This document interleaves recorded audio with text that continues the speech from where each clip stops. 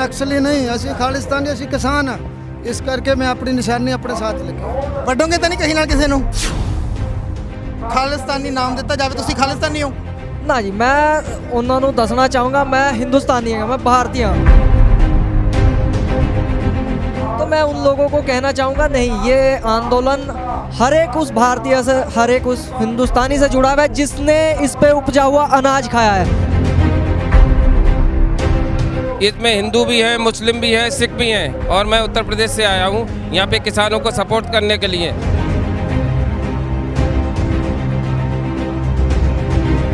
ਅਸੀਂ ਔਕੜਾਂ ਦੇ ਨਾਲ ਖਹਿ ਖਹਿ ਕੇ ਹੀ ਤੀਰਾਂ ਵਾਂਗੂ ਤਿੱਖੇ ਹੋਏ ਆ ਕਿਵੇਂ ਕੱਟਣੀਆਂ ਠੰਡ ਦੀਆਂ ਰਾਤਾਂ ਠੰਡੇ ਬੁਰਜ ਤੋਂ ਸਿੱਖੇ ਹੋਏ ਆ ਸਾਡੇ ਇੱਕ ਮੋਢੇ ਉੱਤੇ ਕਹੀਆਂ ਦੂਜੇ ਤੇ ਰਬਾਬ ਦਿੱਲੀਏ ਤੇਰੀ ਅੱਖ 'ਚ ਰੜਕਦਾ ਰਹਿੰਦਾ ਨਹੀਂ ਦੱਸ ਕਿਉਂ ਪੰਜਾਬ ਦਿੱਲੀਏ ਤੇਰੀ ਅੱਖ 'ਚ ਰੜਕਦਾ ਰਹਿੰਦਾ ਨਹੀਂ ਦੱਸ ਕਿਉਂ ਪੰਜਾਬ ਦਿੱਲੀਏ ਪੰਜਾਬ ਦੇ ਕਿਸਾਨ ਜਿੱਥੇ ਅੱਜ ਕੁੰਡਲੀ ਬਾਰਡਰ ਦੇ ਉੱਤੇ ਬਹੁਤਾਤ ਵਿੱਚ ਇਕੱਠੇ ਹੋਏ ਨੇ ਤਾਂ ਉੱਥੇ ਇੱਕ ਦ੍ਰਿਸ਼ ਇੱਥੇ ਜੋ ਦੇਖਣ ਨੂੰ ਮਿਲਿਆ धार्मिक सुमेल का मैं कहना चाहवागा कैमरामैन नूं कि ये दृश्य दिखाण दर्शकों नूं ये धार्मिक जो एकजुटता का प्रतीक दृश्य इत्थे जो सामने तुहानूं देखण नूं मिल रहा है जिस दे विच एक मुस्लिम वीर अपने हत्थ दे विच एक बैनर लैके एक सिख धर्म का प्रतीक किसान अपने सिर दे उत्ते दस्तार सजा के ते नाल एक वीर हिंदू धर्म का अपने हत्थ दे विच एक बैनर लैके खड़ा है जिस दे उत्ते लिखिया होया we are united in the support of farmers. So आओ इन्हां नाल गलबात करते हैं। सत श्री अकाल जी। खालसा वाहिगुरू जी की फतेह। ਪਹਿਲੇ ਤਾਂ ਤੁਹਾਡੇ ਚੈਨਲ ਦਾ ਅਸੀਂ ਧੰਨਵਾਦ ਕਰਦੇ ਹਾਂ ਕਿ ਤੁਸੀਂ ਸਾਡੇ ਇਸ ਸੰਘਰਸ਼ ਦੀ ਇੱਕ ਗੱਲ ਜਿਹੜੀ ਪਬਲਿਕ ਦੇ ਵਿੱਚ ਪਹੁੰਚਾਉਂਦੇ ਹੋ।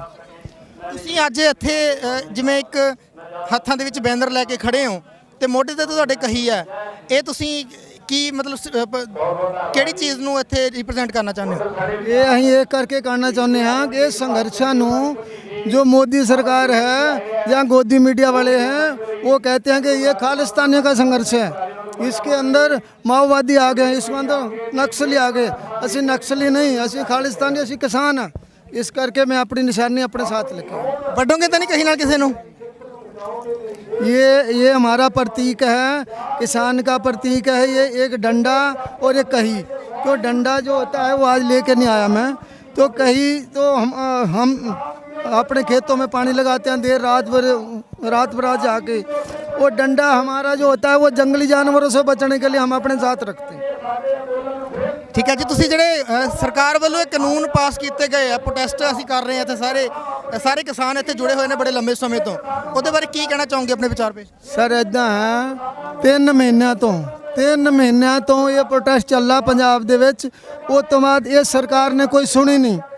ਹੁਣ ਇਹਨਾਂ ਕਿਸਾਨਾਂ ਨੂੰ ਮਜਬੂਰ ਹੋ ਕੇ ਦਿੱਲੀ ਆਉਣਾ ਪਿਆ। ਦਿੱਲੀ ਆ ਕੇ ਵੀ ਜੋ ਸਰਕਾਰ ਇਹਨਾਂ ਨਾਲ ਚਰਚਾ ਚਲਾ ਰਹੀ ਹੈ, 5 ਤੋਂ ਮੁਲਾਕਾਤਾਂ ਇਹਨਾਂ ਨਾਲ ਹੋ ਗਈਆਂ, ਉਹਦਾ ਕੋਈ ਸੱਟਾ ਨਹੀਂ ਨਿਕਲਿਆ। मोदी सरकार अड़ी हुई है कि मेरे से शोध जो मर्जी करा लो, मैं इन्होंने कानूनों ਨੂੰ वापस नहीं लाँगा। लेकिन इन्होंने कानूनों के एक भी गल जी किसान के पक्ष की नहीं है।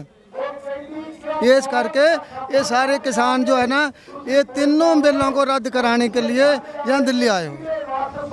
ਤੁਸੀਂ ਆਪਣੇ ਧਾਰਮਿਕ ਚਿੰਨ੍ਹ ਦੇ ਨਾਲ, ਮੁਸਲਿਮ ਧਾਰਮਿਕ ਚਿੰਨ੍ਹਾਂ ਦੇ ਨਾਲ ਇੱਥੇ ਬੈਨਰ ਲੈ ਕੇ ਖੜੇ ਹੋ ਤੇ ਸਰਕਾਰ ਵੱਲੋਂ ਬਾਰ-ਬਾਰ ਜਿਹੜੇ ਇਹ ਯਤਨ ਕੀਤੇ ਗਏ ਨੇ, ਮੀਡੀਆ ਦੇ ਵੱਲੋਂ ਵੀ ਜਿਹੜਾ ਹੈਗਾ, ਨੈਸ਼ਨਲ ਮੀਡੀਆ ਦੇ ਵੱਲੋਂ ਵੀ ਇਹ ਯਤਨ ਕੀਤੇ ਗਏ ਨੇ ਕਿ ਇਸ ਮੋਰਚੇ ਨੂੰ ਜਿਹੜਾ ਖਾਲਿਸਤਾਨੀ ਨਾਮ ਦਿੱਤਾ ਜਾਵੇ। ਤੁਸੀਂ ਖਾਲਿਸਤਾਨੀ ਹੋ? ना जी, मैं उन्होंने दसना चाहूँगा मैं हिंदुस्तानी हाँ, मैं भारतीय हाँ। पाजी मेरी पंजाबी थोड़ी वीक है, मैं हिंदी में बात करूँ। मैं सबसे पहले तो कहूँगा गोदी मीडिया जिसे हम बोलते हैं, national media, main stream media हम जिसको बोलते हैं, उसकी बात को बिल्कुल भी सीरियस लेने की ज़रूरत नहीं है। वो तो कुछ साल पहले 2000 के नोट में नैनो GPS भी दिखा रहे थे, उनकी बात को सीरियस लेने की ज़रूरत नहीं है। वो तो बिका हुआ है, जिसने जिसका पैसा खाया वो उसका गुणगान गाएगा। शादी में कुछ किन्नर आते हैं ना नाचने के लिए, तो आप सीधा वो बात उन पे लागू होती है। जो पैसे देगा उनके लिए वो नाचेंगे, उन्होंने कुछ नहीं करना, वो सिर्फ महज आपको बदनाम कर सकते हैं। वो आपके हक की बात करेंगे ही नहीं, क्योंकि वो मीडिया नहीं है, वो एक जहर है जो कि इस देश में घोला जा रहा है। ਤੁਸੀਂ ਇੱਥੇ ਕਿਸਾਨੀ ਸੰਘਰਸ਼ ਦੇ ਵਿੱਚ ਕੀ ਸੰदेश ਇੱਥੇ ਦੇਣ ਆਏ ਹੋ ਅੱਜ? जी, मैं यहाँ पे ये संदेश देने आया हूँ कि कुछ लोग एक अफवाह उड़ा रहे हैं कि ये जो आंदोलन है ये महज एक पर्टिकुलर कौम से, एक पर्टिकुलर स्टेट से जुड़ा हुआ है। तो मैं उन लोगों को कहना चाहूँगा नहीं, ये आंदोलन हर एक उस भारतीय से, हर एक उस हिंदुस्तानी से जुड़ा हुआ है जिसने इस पे उपजा हुआ अनाज खाया है। क्योंकि अगर किसान ही नहीं रहेगा तो कुछ भी नहीं रहेगा, जाहिर सी बात है। बेसिक ਸਾਡੇ ਨਾਲ ਇੱਥੇ ਇੱਕ ਹੋਰ ਵੀਰ ਖੜੇ ਨੇ ਜਿਨ੍ਹਾਂ ਦੇ ਹੱਥ ਦੇ ਵਿੱਚ we are united in the support of farmers ਦਾ ਜਿਹੜਾ ਹੈਗਾ ਬੈਨਰ ਹੈ। ਇਹਨਾਂ ਨਾਲ ਗੱਲਬਾਤ ਕਰਨਾ ਚਾਹਾਂਗਾ। ਭਾਜੀ, ਸਰਕਾਰ ਦੇ ਵੱਲੋਂ ਜਿਹੜਾ ਬਾਰ-ਬਾਰ ਕਿਹਾ ਜਾਂਦਾ ਹੈ ਕਿ ਜਿਹੜਾ ਇਹ ਅੰਦੋਲਨ ਹੈਗਾ, ਜਿਹੜਾ ਇਹ ਖਾਲਿਸਤਾਨੀ ਜਿਹੜੇ ਤਾਕਤਾਂ ਇਹਦੇ ਵਿੱਚ ਇਨਵੋਲਵ ਹੋ ਗਈਆਂ ਨੇ ਜਾਂ ਹੋਰ ਜਿਹੜੀਆਂ ਦੇਸ਼ ਵਿਰੋਧੀ ਤਾਕਤਾਂ ਇਨਵੋਲਵ ਹੈ, ਤੇ ਤੁਸੀਂ ਜਿਹੜਾ ਇਹਦੇ ਬਾਰੇ ਕੀ ਆਪਣਾ ਵਿਚਾਰ ਰੱਖਣਾ? ये किसी जात का नहीं है, किसी धर्म का नहीं है। इसमें हिंदू भी हैं, मुस्लिम भी हैं, सिख भी हैं। और मैं उत्तर प्रदेश से आया हूँ यहाँ पे किसानों को सपोर्ट करने के लिए। सर जी, ये किसानों का आंदोलन है, निःशुल्क किसानों का है, किसानों पे ही बात करनी है। ये सरकार जो है किसी को खालिस्तानी, किसी को पाकिस्तानी बताकर आंदोलन को दूसरा रूप देना चाहती है, और हम ऐसा होने नहीं देंगे। हम यहाँ अपने हक की बात करने आए हैं और हमें हक लेना आता है। ये तीनों काले कानून जब तक वापस नहीं होंगे, हमारा शांतिपूर्ण आंदोलन इसी तरीके से चलता रहेगा। मैं मोदी जी से कहना चाहता हूँ कि ये किसान पहले 2-3 महीने पंजाब में रहे, फिर उनके जब पंजाब या कोंडली बॉर्डर पे आए तो इनका हमारे वाले हरियाणा के किसानों ने साथ दिया, फिर यूपी के किसानों ने साथ दिया, फिर पूरे हिंदुस्तान, चाहे महाराष्ट्र का हो, तमिलनाडु का हो, उड़ीसा का हो, सारे लोग यहाँ पे सपोर्ट देने के लिए किसानों के लिए आए हुए हैं, क्योंकि ये पूरे हिंदुस्तान के किसानों का कुटाराघात है। ਸਰਕਾਰ ਦੇ ਵੱਲੋਂ ਤੇ ਜਾਂ ਨੈਸ਼ਨਲ ਮੀਡੀਆ ਦੇ ਵੱਲੋਂ, ਜਿਹੜਾ ਮੀਡੀਆ ਵੱਲੋਂ ਇਹ ਲੋਕਾਂ ਤੱਕ ਜਿਹੜੀ ਗੱਲ ਪਹੁੰਚਾਈ ਜਾ ਰਹੀ ਹੈ ਕਿ ਜਿਹੜੇ ਕਿਸਾਨ ਨੇ ਜਿਹੜੇ ਇੱਥੇ ਕੁੰਡਲੀ ਬਾਰਡਰ ਦੇ ਉੱਤੇ ਬੈਠੇ ਨੇ ਇੰਨੀ ਬਹੁਤਾਤ ਗਿਣਤੀ ਦੇ ਵਿੱਚ, ਕਿ ਇਹ ਕਿਸਾਨਾਂ ਨੂੰ ਜਿਹੜਾ ਹੈਗਾ ਗੁੰਮਰਾਹ ਕੀਤਾ ਗਿਆ ਹੈ। ऐसा है, पहले का किसान इस तरीके से थोड़ा कम पढ़ा लिखा था, मगर आज का किसान अपने हक को जानता है, पढ़ा लिखा है। ये किसी ने कोई बरगलाने की वाली बात नहीं है, ना कोई विपक्ष। अगर कांग्रेस में इतना दम होता तो आज वो 44 सीटों पे नहीं पड़ी होती। ये सिर्फ और सिर्फ किसानों का आंदोलन है और इसे किसानों तक ही सीमित रखा जाए। ये तो गोदी मीडिया और जो मोदी मीडिया है वो ध्यान डाइवर्ट करने के लिए इस तरीके से बात उठाती है। ਤੁਸੀਂ ਕਿਹਾ ਕਿ ਤੁਸੀਂ ਯੂਪੀ ਤੋਂ ਆਏ ਹੋ, ਤਾਂ ਯੋਗੀ ਆਦਿੱਤਿਆਨਾਥ ਜੀ ਵੱਲੋਂ ਪਿੱਛੇ ਇੱਕ ਬਿਆਨ ਦਿੱਤਾ ਗਿਆ ਸੀ ਕੁਝ ਦਿਨ ਪਹਿਲਾਂ ਕਿ ਜਿਹੜੇ ਕਿਸਾਨ ਨੇ ਉਹ ਖੇਤਾਂ ਦੇ ਵਿੱਚ ਹੀ ਚੰਗੇ ਲੱਗਦੇ ਨੇ। ਉਹਨਾਂ ਨੂੰ ਕੀ ਕਹਿਣਾ ਚਾਹੋਗੇ?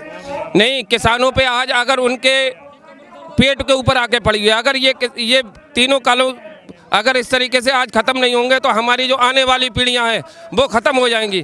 इसलिए कि किसान खेतों पे भी है और किसान यहाँ पर भी है, क्योंकि आज हमें किसानों को यहाँ पे अपना रोज़ प्रकट करने के लिए आना पड़ेगा, क्योंकि ये हमारे आने वाली पीढ़ी के लिए बहुत ज़रूरी है। ਸੋ ਤੁਸੀਂ ਜਿਸ ਤਰ੍ਹਾਂ ਇੱਥੇ ਦੇਖ ਰਹੇ ਹੋ ਕਿ ਜਿਹੜਾ ਹੈ ਹਿੰਦੂ, ਮੁਸਲਿਮ, ਸਿੱਖ, ਈਸਾਈ ਸਾਰੇ ਜਿਹੜੇ ਧਰਮਾਂ ਦਾ ਇੱਥੇ ਇੱਕ ਸਾਂਝਾ ਸੰਦੇਸ਼ ਸਾਹਮਣੇ ਆ ਰਿਹਾ ਹੈ। ਤੇ ਭਾਵੇਂ ਅੱਜ ਕਿਸਾਨ ਜਿਹੜੇ ਹੈਗੇ ਨੇ ਕੁੰਡਲੀ ਬਾਰਡਰ ਦੇ ਉੱਤੇ ਠੰਡ ਦੇ ਵਿੱਚ ਰਾਤਾਂ ਕੱਟ ਰਹੇ ਨੇ, ਭਾਵੇਂ ਉਹਨਾਂ ਨੂੰ ਮੁਸ਼ਕਲਾਂ ਕੱਟਣੀਆਂ ਪੈ ਰਹੀਆਂ ਨੇ, ਪਰ ਇਸ ਜਿਹੜਾ ਮੋਰਚੇ ਦੇ ਵਿੱਚੋਂ ਕੁਝ ਗੱਲਾਂ ਉੱਭਰ ਕੇ ਜਿਹੜੀਆਂ ਸਾਹਮਣੇ ਆ ਰਹੀਆਂ ਨੇ ਉਹ ਨੇ ਸਾਂਝੀਵਾਲਤਾ ਦੇ ਸੰਦੇਸ਼। ਆਕਾਸ਼ ਮਾਹੀ ਦੇ ਨਾਲ ਸਤਨਾਮ ਸਿੰਘ, ਪੰਜਾਬੀ ਲੋਕ ਚੈਨਲ, ਕੁੰਡਲੀ ਬਾਰਡਰ।